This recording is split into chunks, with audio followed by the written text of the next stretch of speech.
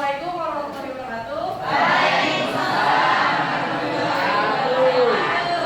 Oke teman-teman, hari ini kita akan menyepakati keyakinan kelas. Barangkali di antara kalian ada yang mau berpendapat? Pendapat kalian? Buang sampah pada tempatnya. Oke, yang pertama dari buang sampah pada tempatnya ya. Silakan dulu ya. Dilarang main handphone di kelas. Oke. Iya benar. Yang kedua itu dilarang main handphone pada saat jam pelajaran. Piket sesuai dengan data. Yang ketiga itu piket sesuai jadwalnya.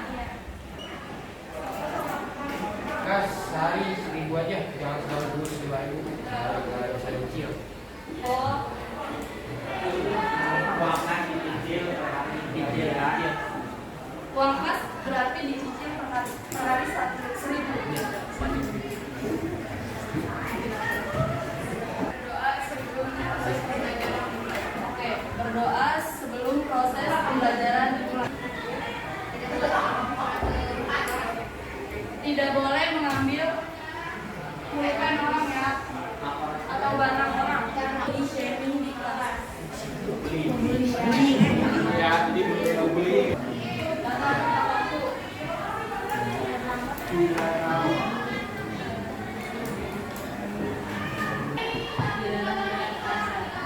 Dilarang berkata kasar. Habis. Dilarang berisik pada jam pelajaran dimulai.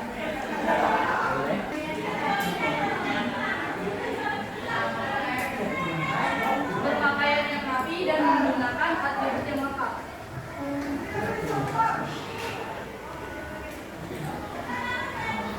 Izinkan saya untuk membacakan ulang hasil pendapat keyakinan kelas dari teman-teman sekalian. Oke, yang pertama itu ada buang sampah pada tempatnya. Yang kedua itu dilarang memainkan handphone pada saat jam pelajaran dimulai.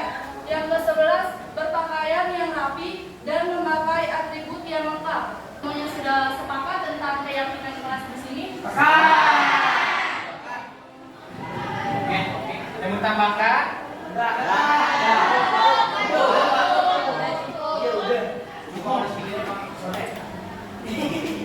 Jadi Bapak harapkan mulai besok kita sudah bisa menerapkan keyakinan kelas yang sudah kita sepakati bersama ya. Iya Pak. Janji konsisten? Janji.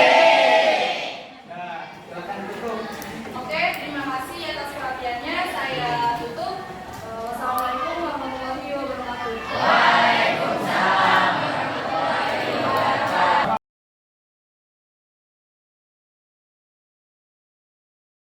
Assalamualaikum warahmatullahi wabarakatuh.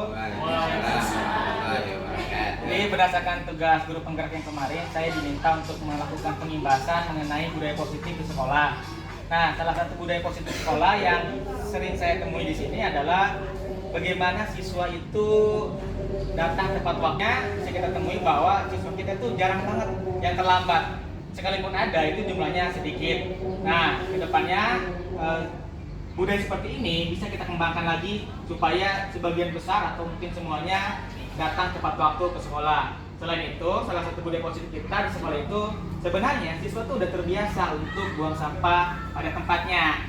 Hanya saja yang perlu kita tingkatkan adalah bagaimana siswa itu dapat memilah dan memilih sampahnya. Nah, kita tahu bahwa ada beberapa tempat sampah yang sesuai pembagian jenisnya tuh ya, tapi siswa tuh masih buang sampahnya ya asal aja semua gitu kan. Nah, kedepannya kita berusaha supaya siswa itu dapat memilah dan memilih supaya tempat dia buang sampahnya sesuai dengan tempatnya. Ada yang misalnya sampah organik, non-organik, sama yang berbahaya itu yang B3. Selain itu mungkin rekan-rekan guru yang lain bisa mengembangkan budaya positifnya berdasarkan di kelasnya masing-masing, seperti membuat keyakinan kelas ya, bukan peraturan kelas, karena harus berawal dari keyakinan siswa dulu untuk menumbuhkan kesadarannya. Jadi ntar dibentuknya itu keyakinan kelas, misalnya tidak boleh mencontek. Jadi kalau aturan kan sifatnya seperti mengekang gitu ya, karena adanya dari luar. Kalau keyakinan kan timbulnya dari dalam siswa sendiri. Udah di berapa menit? Ya, salah satu contohnya mungkin sudah saya terapkan di kelas saya. siswa membentuk keyakinan kelasnya sendiri. Jadi guru itu kita nggak boleh ikutan. Kita cuma memfasilitasi siswa untuk membentuk keyakinan kelasnya masing-masing. Ya misalnya silakan KM atau pengurus kelas untuk maju ke depan dan meminta rekan-rekannya mengungkapkan keyakinan kelas apa yang harus dibentuk. Misalnya saya meminta supaya kalau yang minjem pulpen harus segera dibalikin, atau misalnya yang datangnya telat seperti apa gitu. Kemudian yang tiket jangan cuma di kelas doang, tapi ke luar, sampai ke taman. Nah itu dipersilakan aja kepada siswanya masing-masing. Gimana kalau misalnya siswanya melanggar? Nah tentu ada hal yang harus kita lakukan. Jadi kita tuh nggak ada yang namanya reward and punishment. Nggak boleh ada reward dan punishment. Tapi ntar kita cari tahu dulu nih kenapa dia melanggar melalui pendekatan kalau tidak salah namanya segitiga restitusi ya.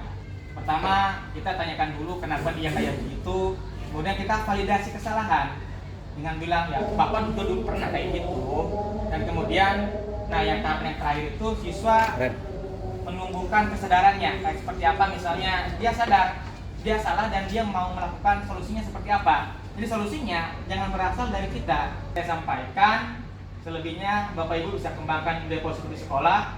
Misalnya kalau ada yang bagus silakan ditingkatkan, kalau belum ada ya silakan kembangkan budaya positif yang baru.